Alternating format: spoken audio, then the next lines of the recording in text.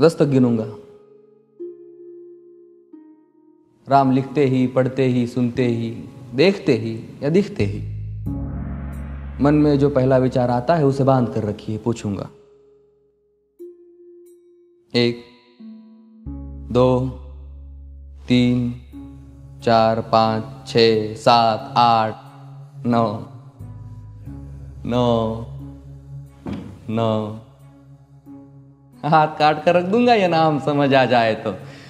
कितनी दिक्कत होगी पता है राम समझ आ जाए तो। भाई राम राम तो कह लोगे पर राम सा दुख भी सहना होगा। पहली चुनौती ये होगी कि मर्यादा में रहना होगा। और मर्यादा में रहना मतलब कुछ खास नहीं कर जाना है, बस त्याग को गले लगाना है और अहंकार जलाना है। अब अपने राम लला के खातिर इतना ना कर पाओगे और शबरी का जूठा खाओगे तो पुरुषोत्तम कहलाओगे। काम क्रोध के भीतर रहकर तुमको शीतल बनना होगा। बुद्ध भी जिसकी इच्छाओं में बैठे वैसा पीपल बनना होगा ये सब कुछ, और वो भी शून्य में रहकर प्यारे। तभी तुमको पता चलेगा कि कितने अद्भुत राम हमारे। सोच रहे हो कौन हूं मैं? चलो बता ही देता हूं। तुमने ही तो नाम दिया था मैं पागल कहलाता हूं। नया नया हूं यहाँ पे तो ना पहले किसी को देखा है। वैसे तो हूं त्रेता से, मुझे कृष्ण किसी ने कलयुग भेजा है।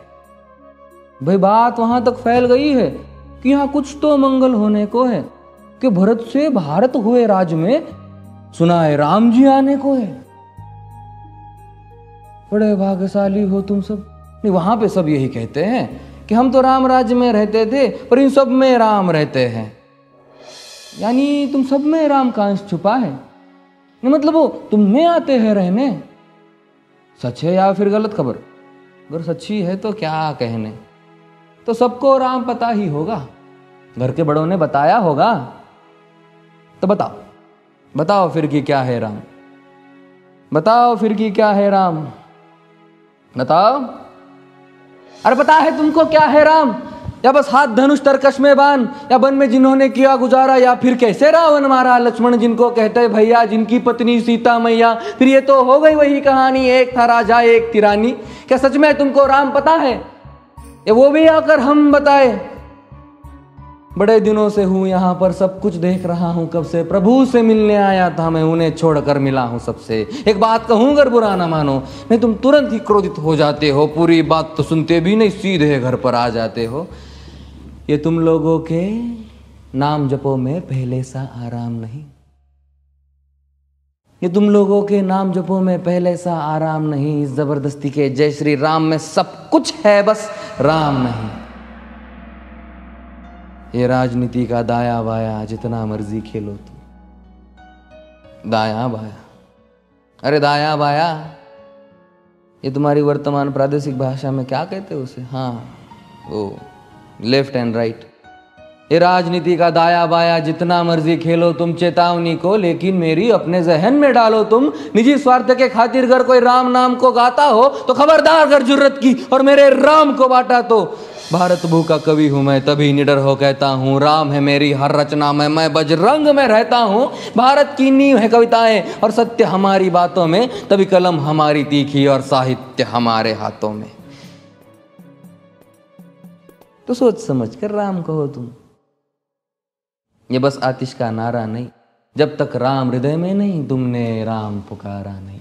राम कृष्ण की प्रतिभा पर पहले भी खड़े सवाल हुए। ये लंका और ये कुरुक्षेत्र यूं ही नहीं थे लाल हुए। अरे प्रसन्न हंसना भी है और पल पल रोना भी है राम। सब कुछ पाना भी है और सब पाकर खोना भी है राम। ब्रह्मा जी के कुल से होकर जो जंगल में सोए हो, जो अपनी जीत का हर्ष छोड़ रावण की मौत पे रोए हो। शिव जी जिनकी सेवा खातिर मारुत रूप में आ जाए, शेष नाग खुद लक्ष्मण बनकर जिनके रक्षक हो जाए। और तुम लोभ क्रोध अहंकार छल कपट सीने से लगा कर सो जाओगे तो कैसे भक्त बनोगे उनके, कैसे राम समझ पाओगे?